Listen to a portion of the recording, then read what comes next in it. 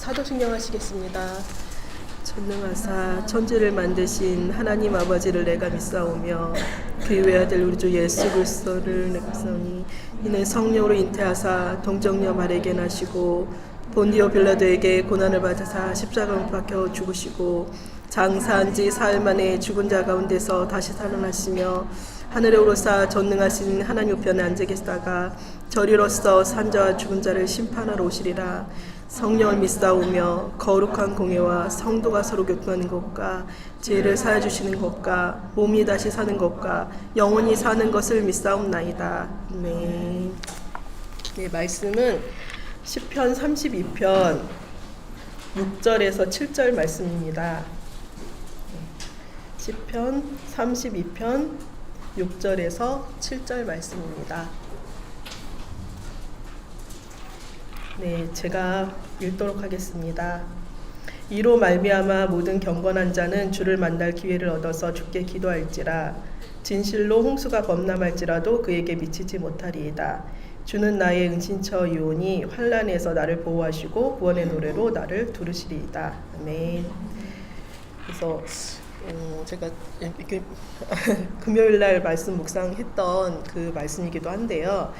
제가 이제 요즘에 삶을 조금 봤을 때 이렇게 좀 마음을 좀 놓치고 있는 부분들이 좀 많이 있었더라고요. 그래서 사람의 그런 만족을 위해서 이렇게 끌려가는 그런 마음들과 그리고 또 제가 원하는 것을 이렇게 얻고자 하는 그런 마음으로 마음이 좀 끌려가는 그런 마음들이 있었고 또 이렇게 어떤 그런 상황에 좀 제가 이제 연약함으로 어떤 이렇게 좀 회사 업무로 이렇게 그 좀 실수로 이어질 것 같은 그런 상황이나 그런 연약한 그런 상황이 있을 때 하나님을 의지하는 마음보다는 먼저 이제 방어를 하면서 이렇게 제가 갖고 있던 그런 그동안에 있었던 일이나 그런 지식이나 아니면은 이제 그런 걸로 이렇게 뭘 하려고 하는 그런 마음들을 좀 보게 되는 시간이었던 것 같아요.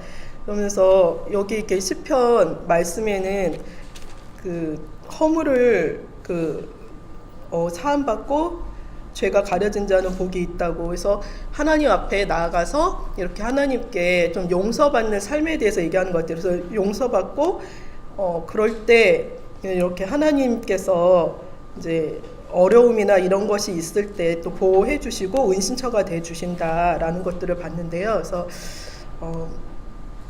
그렇게 지금 이렇게 좀 하나님과의 그런 사이 안에서 이렇게 벌어지게 하고 있는 그런 것이 있다면 하나님께 좀 고백을 하고 하나님께서 좀 피난처 되신다고 그렇게 고백하는 시간 되겠습니다. 하나님 아버지, 제가 하나님을 의지하지 않고 제 마음대로 놓치고 아버지 마음대로 갔었던 것들을 용서해 주시옵소서. 그런 너무 어려운 상황이나 이렇게 실수가 이어질 것 같은 그러고 공격당할까봐 두려워하는 그런 마음으로 응습할 때 하나님을 생각하지 못하고 제가 원하는 대로 저를 방어하면서 그런 아버지 그런 기준대로 이렇게 마음이 끌려가면서 하려고 했었던 그런 여러 가지 그런 마음들이 있었습니다. 하나님 용서해 주시고 제가 저의 모든 상황과 그런 어려움과 그런 상황 가운데서 주님을 의지하겠습니다. 주님만이 저의 도움이시며 피난처가 되심을 고백합니다. 하나님, 우리가 삶을 살아갈 때마다 하나님 다른 헛된 것을 예배하지 않게 하시고 하나님 당신만을 예배하길 원합니다. 어려움과 그런 상황이 있을 때마다 정말 주님을 의지하고 주님께 도움받는 사람이 되고자 합니다. 주님 도와주시고 그때마다 정말 깨닫게 하시고 하나님 앞에 나아갈 수 있도록 은혜를 베풀어 주시옵소서. 예수 그리스도 이름으로 기도드렸습니다. 아멘.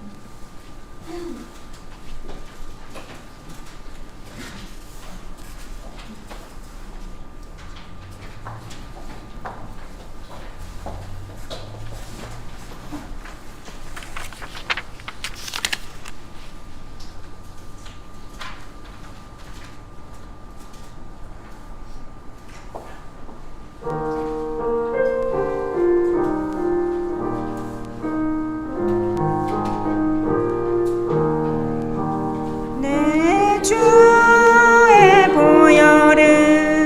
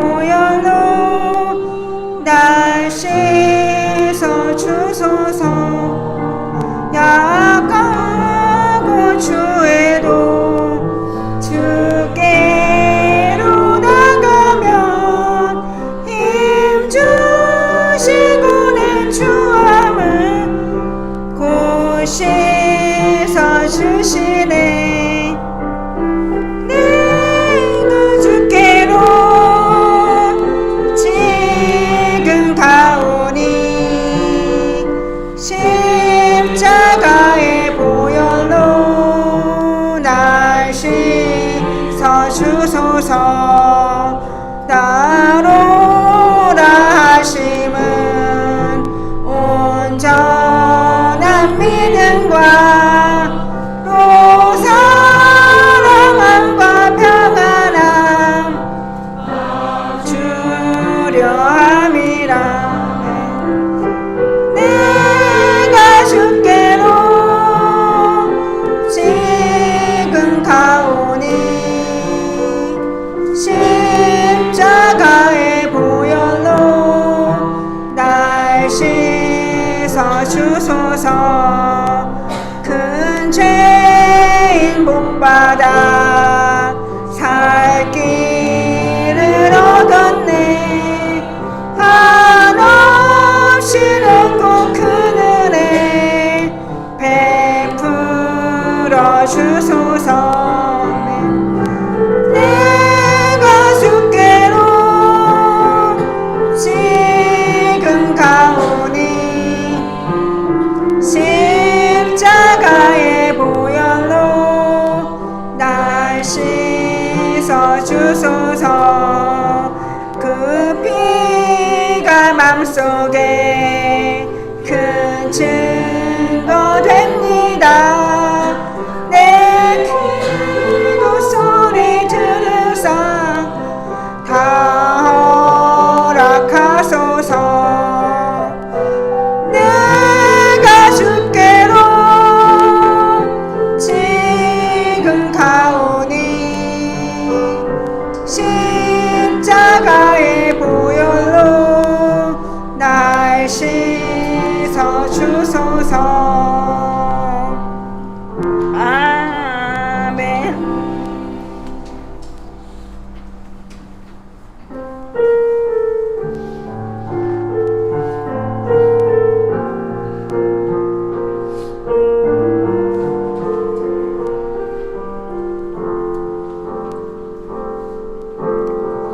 내 안에 주를 향한 이 노래 영원한 노래 있으니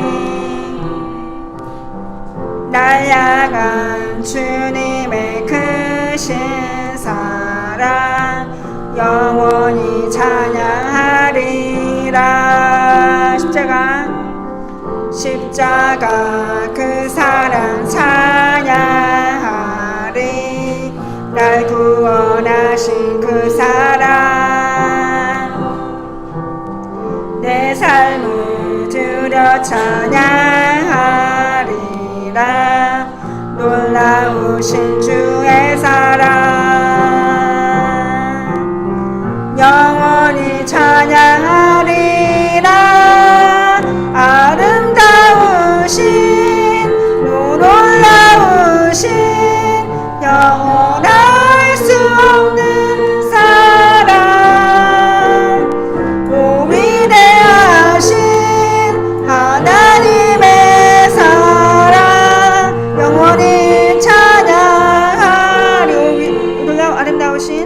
아름다우신 오 놀라우신 영원할 수 없는 사랑 오 위대하신 하나님의 사랑 영원히 찬양하리. 주와 같은 분은 없네. 이 세상 그 누구도 주와 같은 분은 없네. 누구도 비길 수 없네. 주와 같은 분은 없네. 이 세상 그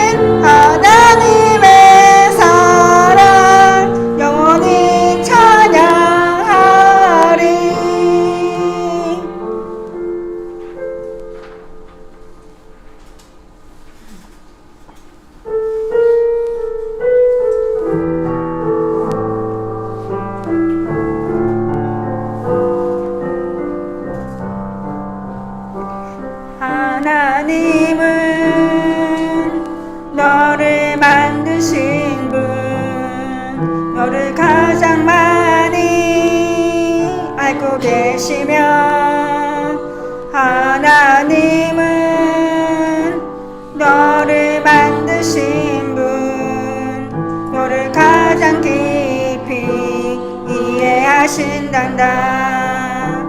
하나님은 너를 지키시는 분 널 절대 포기하지 않으며 하나님은 너를 지키시는 분 널 쉬지 않고 지켜보신단다. 그 생각 셀 수 없고 그의 자비 무궁하며 그의 성실 얼마나 새롭고 그의 사랑 끝이 없단다. 하나님은 너를 원하시는 분 이 세상 그 누구보다 하나님은 너를 원하시는 분 너와 같이 있고 신봉하신단다. 하나님은 너를 인도하는 분 광야에서도 폭풍 중에도 하나님은 너를 인도하는 분 푸른 초장으로 인도하신단다. 그의 생각 셀 수 없고 그의 자비 무궁하며 그의 성실 날마다 새롭고 그의 사랑 끝이 없단다.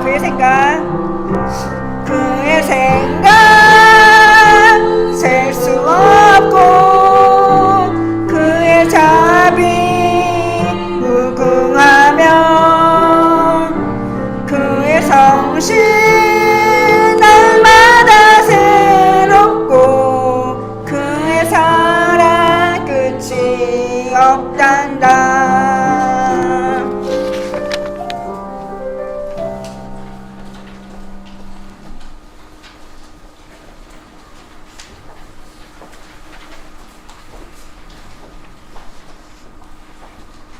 하나님 감사합니다. 이처럼 좋은 날씨를 허락하시고 또 우리들로 모여서 주님을 예배할 수 있도록 인도하셔서 감사합니다. 하나님 예배드리는 것이 우리들의 기쁨이 되고 주님을 높여드리고 경외하며 하나님의 말씀을 듣는 귀한 시간이 될 수 있도록 인도하여 주시옵소서. 말씀을 들을 때 그 말씀에 귀를 기울여 듣게 하시고 그 말씀이 마음에 새겨져서 삶을 살아가는 동안에 그 말씀을 계속 묵상하면서 하나님이 원하시는 삶이 무엇인지 알게 하여 주시옵시고 어떻게 그것을 살아내야 하는지도 가르쳐 주시옵소서. 하나님, 주의 말씀을 듣는다 해도 내 연약한 반응으로 하나님의 말씀대로 살지 못할 때도 있지만 하나님 그러할 때에도 우리를 긍휼하게 보시고 우리와 함께 하시면서 우리들로 하여금 주의 말씀대로 인도하여 주시는 줄을 믿습니다. 하나님, 발걸음이 작을지라도 한 발 한 발 주님께 나아가게 하시고 주님께 더 가까이 가는 하루하루가 되게 하시며 하나님, 우리가 비록 주님과 단절된 것 같은 마음이 들지라도 주님은 여전히 우리를 보고 계심을 또한 알게 하여 주시옵소서. 이 예배를 통하여서 우리의 삶이 더 주님께 가까이 나아가는 복된 시간 되기를 원합니다. 말씀을 전하시는 목사님을 축복하시고 듣는 우리들에게도 함께 하셔서 말씀이 살아 운동력 있어 정말 우리의 삶을 이끌어가게 하여 주시기를 원합니다. 감사를 드리며 예수님 이름으로 기도합니다. 아멘.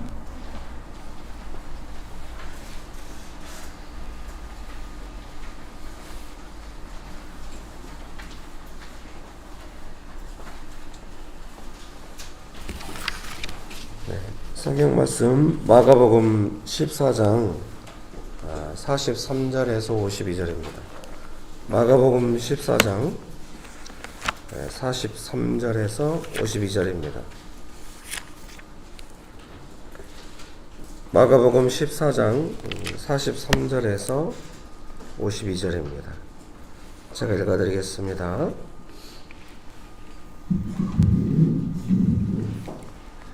예수께서 말씀하실 때 곧 열둘 중에 하나인 유다가 왔는데 대제사장들과 서기관들과 장로들에게서 파송된 무리가 금과 몽치를 가지고 그와 함께 하였더라. 예수를 파는 자가 이미 그들과 군호를 짜 이르되 내가 입맞추는 자가 그이니 그를 잡아 단단히 끌어가라 하였는지라. 이에 와서 곧 예수께 나와 라피어 하고 입을 맞추니 그들이 예수께 손을 대어 잡건을 곁에 서 있는 자 중에 한 사람이 칼을 빼어 대제사장의 종을 쳐 그 귀를 떨어뜨리니라. 예수께서 무리에게 말씀하여 이르시되 너희가 강도를 잡는 것 같이 검과 몽치를 가지고 나를 잡으러 나왔느냐. 내가 날마다 너희와 함께 성전에 있으면서 가르쳤을 때 너희가 나를 잡지 아니하였도다. 그러나 이는 성경을 이루려 함이니라 하시더라. 제자들이 다 예수를 버리고 도망하니라. 좋으신 예수님, 은혜를 베풀어 주셔서 감사합니다. 이날 아침에 저희가 예수님 앞에 나와서 예수님의 고난을 묵상하고 생각하고 삶을 새롭게 하기 원합니다. 주님, 우리 한 사람 한 사람을 불쌍히 여기시고 축복하셔서 새롭게 하시고 예수님 따르는 삶이 강건하게 하시기를 간절히 구합니다. 주님, 축복하여 주시옵소서. 예수님의 이름으로 기도합니다. 아멘. 아예 뭐 목소리가 이렇게 나쁘지 않았거든요. 오늘 아침에 갑자기 지금 이렇습니다. 아예 고난 중간에는 딱 어울리는 목소리 같은 느낌이 드시는데 뭔가 이 고난받은 이 목소리 설교문 참조하셔가지고 함께 하도록 하겠습니다. 예수님께서 잡혀가시는 모습 속에서 우리는 고난을 봅니다. 사람들이 만들어낸 오해와 누명, 제자들의 도망감, 말씀을 이루시고자 하나님의 뜻에 순종하시는 예수님. 오늘 우리가 겪는 고난에 대한 태도를 점검하는 시간이 되면 좋겠습니다. 오늘 만약에 설교의 제목을 고난이라고 했는데요. 만약에 설교에 부제목이 있다고 한다면 이렇게 할 것 같습니다. 제가 옆에다 이렇게 써놨네요. 고난을 감당하는 태도가 왜 중요한가?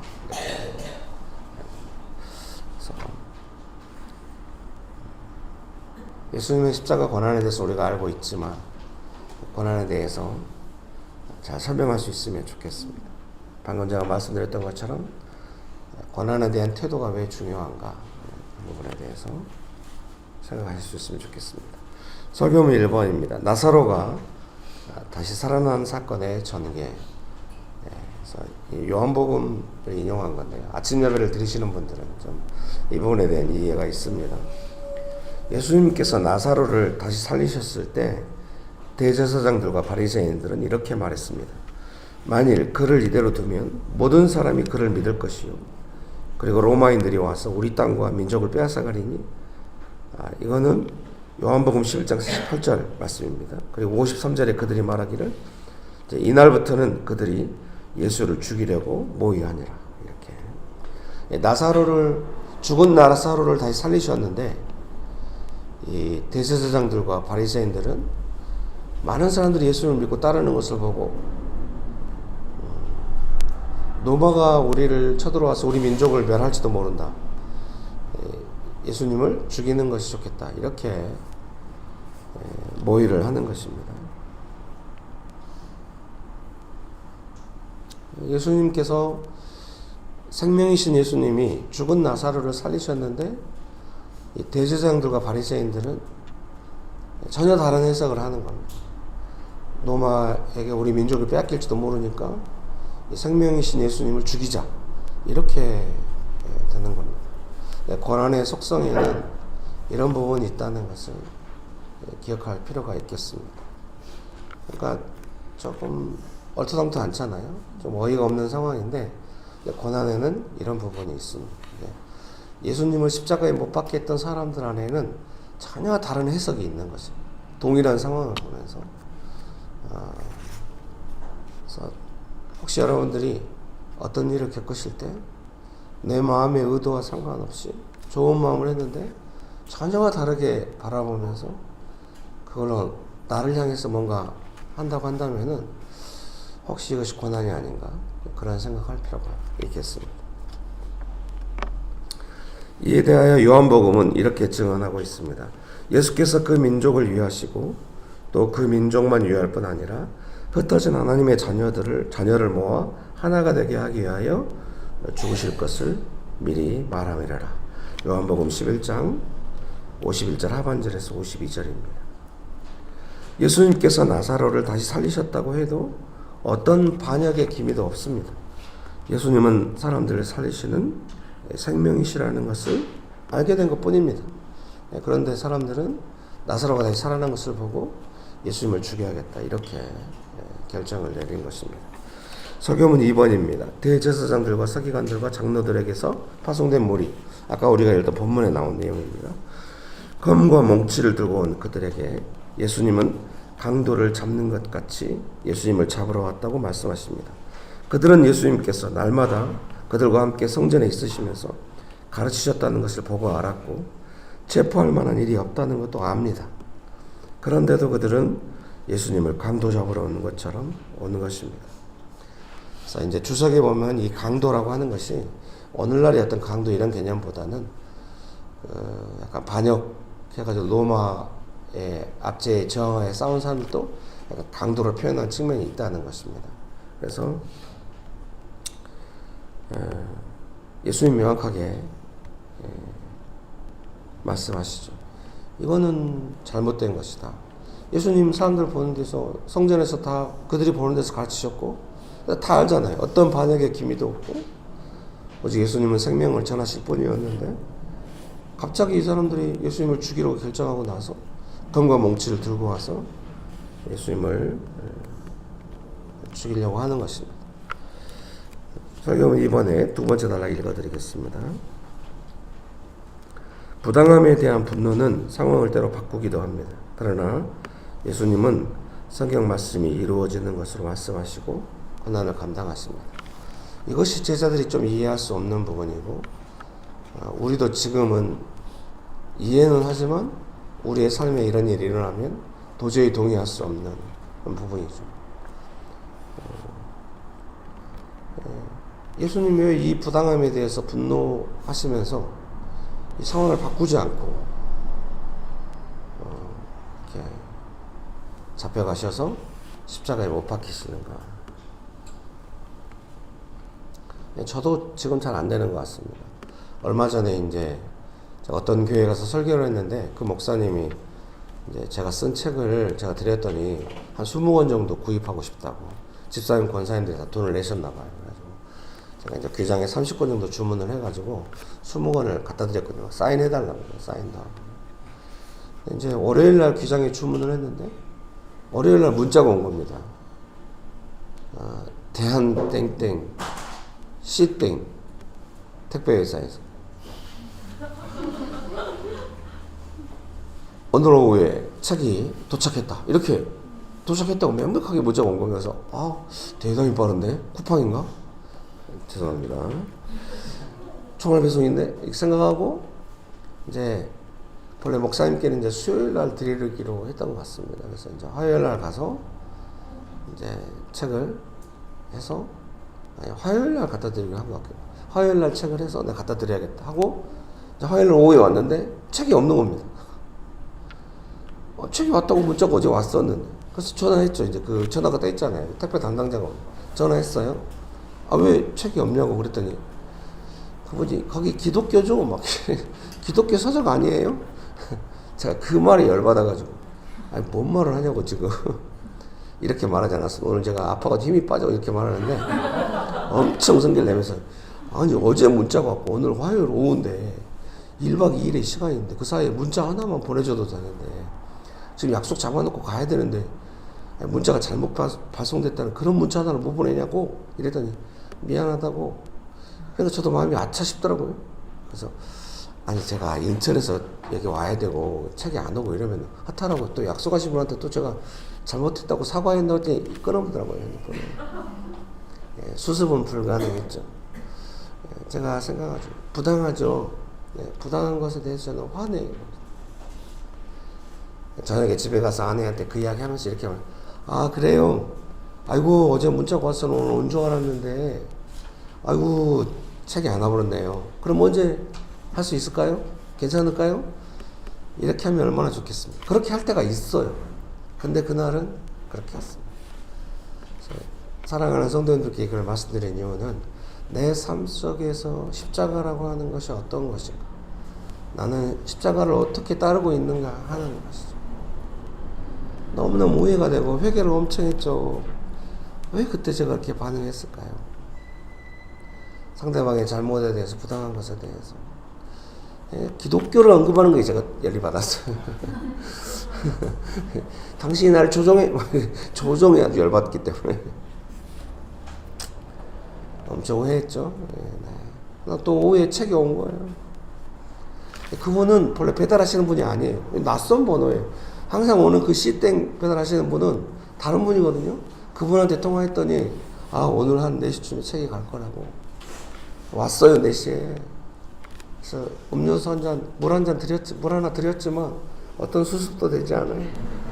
그래서 목사님한테 오후에 책 20권 갖다 드렸어요. 얼마나 후회가 되는가, 회개가 되는가 생각하게 됩니다. 사랑하는 성도님 여러분, 내 삶에서 일어나는 어떤 부당한 일에 대해서 무조건 부당함을 감당해라, 이것은 아닙니다. 예수님도 명확하게 예수님 잘못됐다고 지적하셨어요. 그런데 그 부당함에 다른 부분이 있다는 것을 예수님 알고 계시는 겁니다. 저들은 저렇게 부당하지만 예수님은 십자가를 지시고 우리를 구원하시고 거기 하나님의 뜻이 있다는 걸 예수님 아시는 겁니다. 사랑하는 성도님 여러분, 택배 기사님이 좀 부당했죠. 문자를 잘못 보냈다고 한 줄만 보내줘도 제가 약속 안 정하고 할 수 있는, 다시 목사님께 막 양해를 구하고 미안하다고 하고 막 이렇게 할 일이 없었을 텐데, 근데 제가 한편으로 생각하면 어떻습니까? 이 일 가운데서 괜찮습니다. 그러면 오늘 오후에 책이 오나요? 그렇게 할 때가 있어요. 그렇게 했어야 돼. 그렇게 하면 제가 십자가의 어떤 부분을 보겠습니까? 저 사람은 나에게 자기의 실수에 대해서 자기 마음대로 했어도, 나를 조종하려고 했어도 나는 예수님의 사랑으로 했었다. 십자가라고 하는 것은 그런 겁니다. 어디 막 고난이 쌓여 있어가지고 내가 이 고난을 질 것인가 말 것인가 이런 개념이 아니라 내 삶에 다가오는 부당함에 대해서 내가 어떤 태도로 있을 것인가 하는 것입니다. 그거를 부당함에 대한 분노로 상황을 바꾸고 막 잘못했다는 소리를 받아내고 이런 것이 아니라 그때 예수님을 따르는 마음으로 한다고 한다면 어느 누구도 십자가라고 명확하게 이야기해주지 않을 수 있지만 제가 예수님을 닮아가고 예수님의 고난에 동참하고 이런 부분의 삶이 있게 되는 것이죠. 여러분 그런 은혜가 가득하게 되시기를 주님의 이름으로 축복합니다. 제가 나이가 들어가지고 보수화가 됐는지 몰라요. 제가 아주 좋아했던 정치인이 한 명 있었어요. 그 사람은 정권을 잡으려고 애쓰는 사람이 아니라 이 나라의 잘못된 것을 바꾸려고 하는 사람이었어요. 비주류의 길을 계속 걸었어요. 그쪽 지역에서는 결코 그 당으로서는 국회의원 될 수가 없어요. 떨어질 줄 알고 나가서 계속해요. 그래서 그 사람을 보고 사람들이 다 바보 노땡땡이라고 했어요. 제가 아주 좋아했습니다. 그 사람이 어느 날 서거를 했어요. 지금도 기억납니다. 그때 명동에 길에서 모일 때 제가 집사님들한테 오늘은 기도 모임 못 한다고. 그래서 다들 당황해가지고 목사님 왜 못 합니까? 오늘은 나라에 너무 슬픈 일이 있어가지고 못 한다고. 제가 방에 들어가서 밥 먹다가 들어가지고 막 울고 있었더니 우리 애들이 다 쫄아가지고 무슨 일이냐고. 큰애 둘째가 어릴 때인데 그때 다시 한번 20대 감성이 살아나가지고 이거 목회를 때려치우고 내가 이 길로 가야겠다는 생각이 불끈 올라오거든. 세상을 바꿔버려야 돼 뭐 이런 거. 아내는 불안해하면서 저를 지켜보고 있었어요. 지금은 생각이 다릅니다. 의로운 부분이 있고 좋은 부분도 있지만 부당함에 대해서 우리가 십자가를 지고 예수님을 따른다면 무엇이 어떻게 바뀌어야 할까? 우리는 무엇을 할 수 있는가? 예수님이 하신다면 어떻게 하실 것인가? 그렇게 할 때 십자가를 지고 따라가는 사람도 삶이 망가지거나 피폐해지는 것이 아니라 더 좋아집니다. 여러분, 택배기사님의 실수에 대해서 제가 막 뭐라고 하는 게 제 삶에 무슨 도움이 됩니까? 근데 그 사람한테 괜찮다고, 그러실 수 있다고, 그러면 책은 언제 오나요? 이렇게 하면 얼마나 제 삶이 좋겠습니까? 여러분, 여러분의 가족들과 관계된 사람과 같이 있을 때 뭔가 부당한 모습을 볼 때 가족들을 향하여 판단이 있고 뭐라고 하는 것이 나에게 무슨 의미가 있습니까? 가족들이 뭔가 실수하고 부당하게 있을 때 내가 그거를 십자가 지는 마음으로 받고 고난으로 반응하면서 할 때 그것이 얼마나 나에게 좋습니까? 얼마나 열매를 맺습니까? 하늘의 씨앗이 땅에 따라서 죽는 거 아니겠습니까? 그래야 열매가 있다고 예수님 말씀하죠. 오늘 이런 설교는 합당하지 않습니다. 제가 실수해놓고 잘하자고 하는 설교가 맞겠습니까? 왜 안 받아줘? 실수한 놈이 성길 내고 있습니다. 여러분 축복합니다. 네, 설교문 3번입니다. 제자들이 다 예수를 버리고 도망하니라. 나중에 제자들은 그 모든 상황을 이해했을 것입니다. 이해 못하잖아요. 예수님 고난 때문에 슬퍼하시고 죽을 것 같은 고통 가운데 기도하시고 제자들 보고 깨어있으라고 말씀하시고 잡혀가시고 십자가 지시고 도망치고 절대 이해 못해요. 나중에 이해하잖아요. 그러면은 제자들이 나중에 성령 충만해지고 나서 예수님의 그 십자가 사건을 다시 돌아볼 거 아닙니까? 그 충격적인 사건을 자기들이 또 오늘 마가복음에는 막 그런 내용, 막 옷 벗고 도망갔다는 내용이 막 나와요. 너무 충격적이에요. 자기들도 수치스럽고 부끄럽고. 그때 우리가 어떻게 있었고 예수님은 왜 그렇게 하셨는가를 돌아볼 거 아닙니까? 그때 돌아볼 때 제일 중요한 건 뭡니까? 와, 우리가 구원받았어, 이런 걸까요? 그게 아니죠. 예수님이 어떻게 있었나? 왜 예수님은 그렇게 하셨을까? 여러분이 제 옆에 있으면서 와, 우리 목사님 택배기사 제대로 못 내버리네. 의로우시구만. 말로 주제버려? 우리 목사님 훌륭하시네. 그런 성도가 어디 있겠습니까? 낯보기가 부끄러워가지고 숨을지도 모릅니다. 제가 성도가 있었다면 결국 그렇게 하지 않았을 겁니다. 목사가 부당한 일을 겪는데 죄송하다고 당신이 좀 이렇게 했어도 괜찮다고 책은 언제 오냐고 이렇게 할 때 옆에 있는 성도님들이 저를 볼 때 무슨 생각하겠습니까? 목사가 위선적이다 뭐 이럴지도 모르죠. 오늘 이 몸도 안 좋은데 유머를 계속 하려고 하니까 다들 너무 민망해 하시네. 이제 이러면서 유머가 사라지면 안 되는데. 여러분 축복합니다. 만약에 제가 평소에 좀 가끔 됐던 때처럼 그렇게 좀 그 어려운 부당한 상황에서 그렇게 했다고 한다면 성도님 옆에 있다가 나도 좋구나 이런 영향 받을 수 있잖아요. 제자들이 왜 예수님 따르겠습니까? 그 모습이 기억나요. 예수님이 어떻게 하셨나? 그 부당한 상황에서 예수님이 어떻게 있으셨나를 기억하고. 예수님은 부당함에 분노하라 이런 분이 아니에요. 부당해도 생명을 바쳐서 생명을 전하고 싶다. 예수님 한 분이 십자가를 지심으로 모든 사람의 구원을 받는다. 우리가 예수님을 따른다는 게 뭐겠습니까? 너도 너의 삶에 부당한 일이 오거든.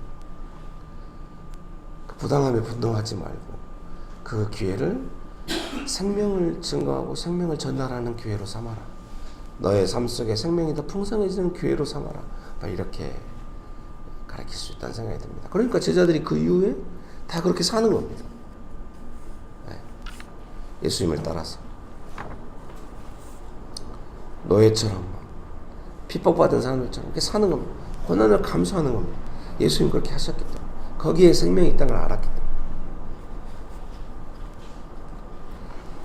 예수님은 결코 부당함에 대한 분노를 일으켜서 상황을 바꾸려고 하지 않았다는 것입니다. 그리고 십자가 고난으로 사람들을 살리시기 위하여 잡혀가셨습니다. 제자들의 도망감이라는 것은 예수님의 고난에 대한 거부라는 것을 알았을 것입니다.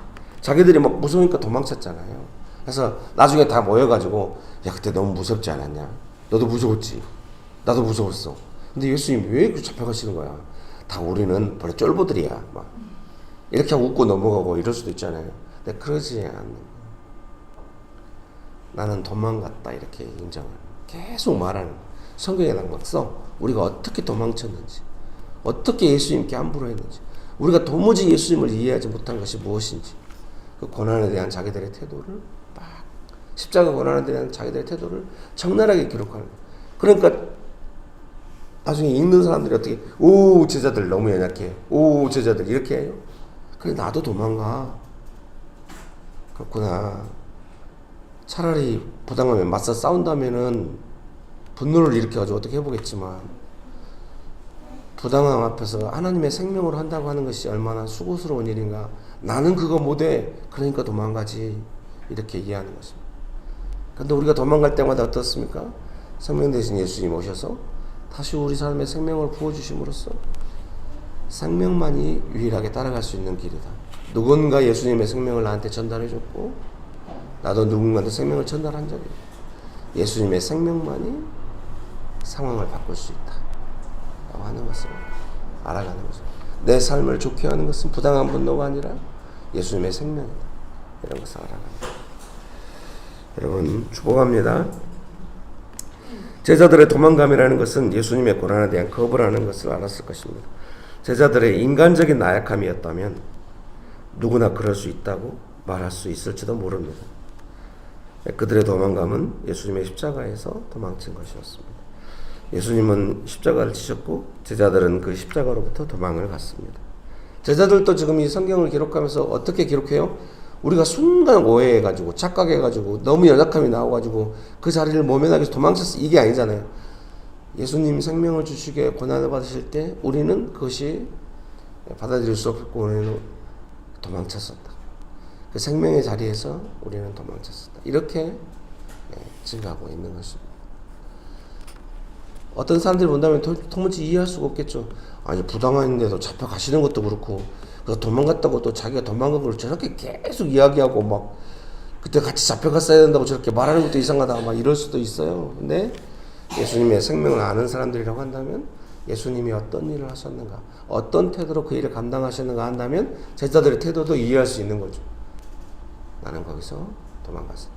마치 예를 들면 이런 거죠. 막 엄마가 막 가족들 위해서 막 먹여 살리려고 막 어려운 일 겪고 남한테 막 수모도 당하고 자녀가 지나가다 그걸 보고 도망친 거예요. 무슨 이유인지 모르겠어요. 막 도망쳤어. 그럼 두고두고 무슨 생각하겠어요? 엄마를 향한 미안함, 엄마가 나를 어떻게 길렀는가에 대한 이해, 이런 것이 계속 마음에 있을 것입니다. 예수님께서 십자가 지심으로써 제자들에게 십자가가 무엇인지, 어떻게 살아야 할지, 십자가를 지고 예수님을 따른다는 것이 무엇인지를 가르치신 것입니다. 제자들은 예수님의 십자가에 대한 자신들의 적나라한 태도를 정직하게 증언함으로써 역설적으로 우리가 예수님의 십자가를 어떻게 따를 것인지 교훈하고 있습니다. 터무니없는 누명에 대한 가룟 유다와 제자들의 반응을 보면서 우리 자신을 볼 수 있습니다. 가룟 유다 같이 막 앞장서가지고 신호를 짜가지고 예수님 팔아넘기는 그런 일을 할 수도 있는. 예수님이 너무 약하고 좀 놀라운 기적이 있을 때도 있는데 아무것도 안 되는 것 같으니까 가룟 유다가 자기 마음대로 하는 거예요. 예수님을 그렇게 대한 겁니다. 제자들도 다 도망가고 막 그러죠. 예수님께서 부당함을 지적하시면서 상황을 바꾸시기만 했어도 그랬다고 한다면 이런 일들이 일어나지 않았고 아마 사람들도 예수님을 그렇게 대하지 못했을 것이고, 그렇다고 한다면 예수님의 십자가의 구원이 그러겠죠. 그러나 예수님이 십자가 지셨고 우리를 구원하셨습니다. 십자가의 고난, 십자가만 생각하면은 내 삶에서 어떤 상황이 고난의 상황인지 헷갈릴 수가 있어요. 그러나 우리가 이렇게 분별하면 내 삶에 다가온 이런 것이 고난이고 이걸 어떻게 감당해야 될지를 생각할 수 있을 것입니다. 그 고난이 우리를 구원하시는 십자가가 된다는 것을 생각합니다. 예, 아까 했던 찬양 한번 같이 한번 불러볼까요?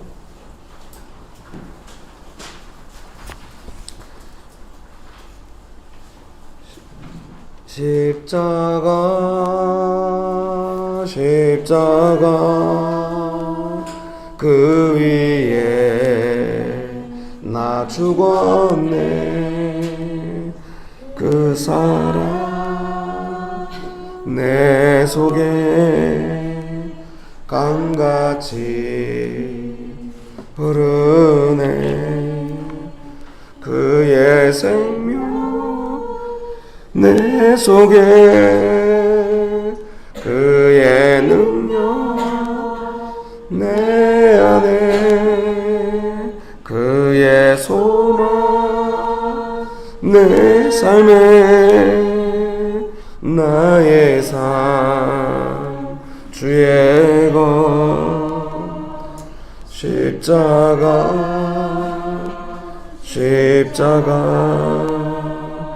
그 위에 나 죽었네. 그 사랑 내 속에 강같이 흐르네. 여러분 이 시간에 기도하시겠습니까? 여러분의 삶에 일어난 일들에 대하여 고난이 올 때 나는 이 고난을 어떻게 해야 할 것인가. 예수님이 하셨던 우리가 이제 오늘 좀 더 인격적인 이해가 있었다고 할까요? 이런 게 있는데 내 삶에 다가온 고난에 대하여 나는 어떻게 할 것인가. 그 부분에 예수님의 생명이 있었으면 좋겠습니다. 그렇게 기도하기 원하십니까? 반드시 열매를 맺고 좋아지실 겁니다. 기도하시겠습니다. 그의 생명 내 삶에, 나의 삶 주의 것 십자가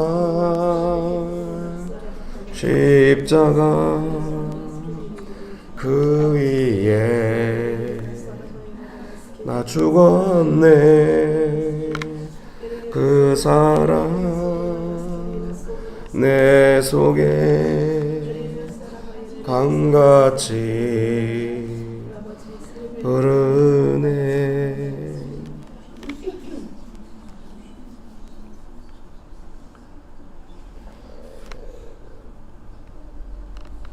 우리들도 그 예수님을 따랐던 제자들처럼 이 상황이 무슨 상황인지도 잘 모르고 나의 반응이 어떤 반응인지도 잘 몰랐을 때가 있습니다. 근데 나중에 제자들은 예수님께서 십자가 지신다고 하는 것이 무슨 의미인지 알았고, 그 부당함에 대해서 예수님께서 지적은 하셨지만 하나님의 뜻을 이루시기 위하여 십자가를 감당하시는 모습이 무엇인지 제자들은 알았고, 결국 제자들도 예수님의 뜻을 쫓아 십자가 지는 삶을 살았습니다. 사랑하는 성도님 여러분, 내 삶에 일어난 일들에 대하여 우리도 제자들처럼 그런 관점이 생기면 좋겠습니다. 그렇게 되기 원하십니까? 좋으신 예수님, 내게 삶의 고난이 다가올 때 우리가 생명을 따르게 하여 주시옵소서. 예수님을 따르게 하여 주시옵소서.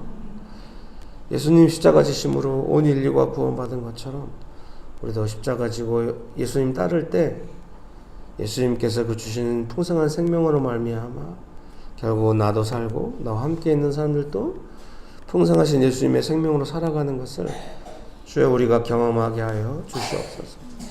예수님의 이름으로 기도합니다. 아멘.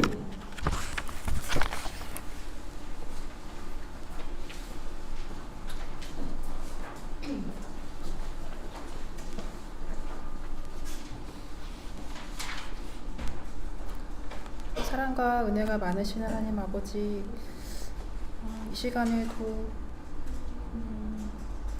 우리를 영원한 사랑으로, 영원한 생명으로 사랑해 주신 예수님이 십자가를 지신 그 사랑을 가르쳐 주시고 알게 해주셔서 감사합니다. 예수님처럼 저희도 고난을 대하는 태도를 배우길 원합니다. 제자들처럼 저희도 고난을 피하고 싶어 도망갈 때도 있고, 고난을 당하는 것에 때로는 부당함과 억울한 상황 가운데 분노하고 화를 내고 원망하고 예수님을 생각하지 못할 때도 많았습니다. 이제는 오늘 들은 것처럼 예수님처럼 우리가 져야 할 위의 십자가를 지고 예수님을 따르는 참된 제자 될 수 있도록 도와주시옵소서. 재정에 대해서도 눈에 보이는 재정보다 우리를 정말로 사랑하시고 모든 것을 공급해 주시고 도우시고 돌봐주시는 예수님을 생각할 수 있도록 도와주세요. 우리를 도와주시고 돌봐주시고 보호해 주시는 따뜻한 예수님께서 우리의 자녀들도 늘 지켜 보호해 주시고 함께 해 주시니 감사합니다. 그들이 폭풍 가운데 광야 가운데 있을 때에도 우리가 도울 수 없을 때에도 예수님께서 아버지께서 도와주실 것을 믿고 감사드립니다. 예수님의 이름으로 기도드립니다.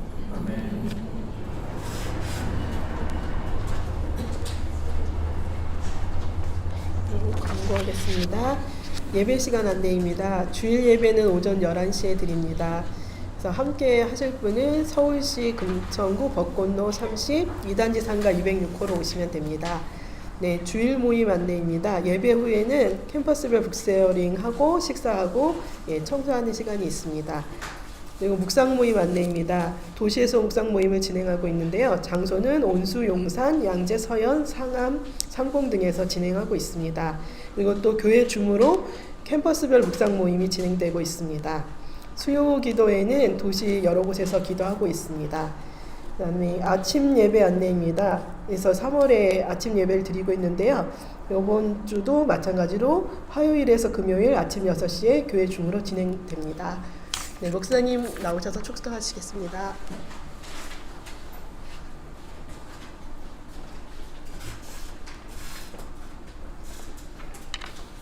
네, 한 달간 진행하고 있는 아침 예배가 참 좋은 것 같습니다. 좀 놀라운 것 같아요. 매일매일 한 22명에서 3분 막 참여하시거든요. 본인의 컨디션 조절하셔가지고 나중에 녹음한 걸 들으셔도 되고 네. 우리 진주자매님은 열심히 참석하시다 몸살 나셔가지고 주일날 못 나왔네. 적당히 본인의 그 삶의 스케줄 따라서 참석하시면 더 좋을 것 같습니다. 네. 이제 이번 한 달 동안 하는데 이번 주가 이제 고난주가 아니고 혹시 하루라도 참석하고 싶으시면 오시면 또 은혜가 있지 않을까 싶습니다. 네, 기도하시겠습니다. 지금은 우리 주 예수 그리스도의 은혜와 아버지 하나님의 크신 사랑과 성령님의 교통하심이 십자가 지신 예수님을 따라 살아가기로 결정하는 명신교회 사랑하는 성도님들의 삶 위에 명신교회 위에 조국교회 위에 온 열방 위에 지금부터 영원토록 함께 하시기를 간절히 축원합니다. 아멘. 괜히 분이 처지게 안 갔어요. 이 목소리가 정말 다음 주에는 밝은 목소리로 나타나겠습니다.